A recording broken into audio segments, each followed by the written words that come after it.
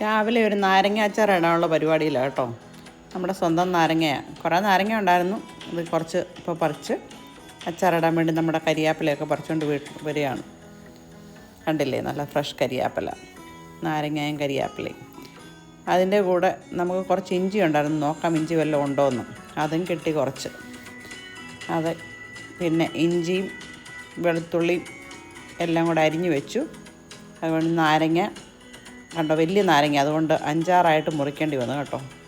നല്ല കുഴപ്പമില്ല, നല്ല നാരങ്ങയാണ്, വലിയ മുഴുത്ത നാരങ്ങ ആയതുകൊണ്ട് നല്ലതാണ്. ഇനി അച്ചാറിടാൻ വേണ്ടി എണ്ണ ഒഴിച്ചു, കടുക് ഇട്ടു, കരിയാപ്പില ഇട്ടു. അത് മൂത്ത് കഴിയുമ്പോഴേക്കും പിന്നെ വെളുത്തുള്ളി ഇട്ടു.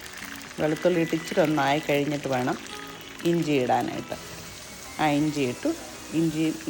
ഇഞ്ചിയും വെളുത്തുള്ളിയും നല്ലതായിട്ട് മൂത്ത് കഴിയുമ്പം പിരിയമുളക് പൊടിക്ക് വലിയ എരിവില്ലാത്തതുകൊണ്ട് ഇച്ചിരി നല്ല എരിവുള്ള മുളക് പൊടിയും കൂടി ഇട്ടിട്ടുണ്ട്.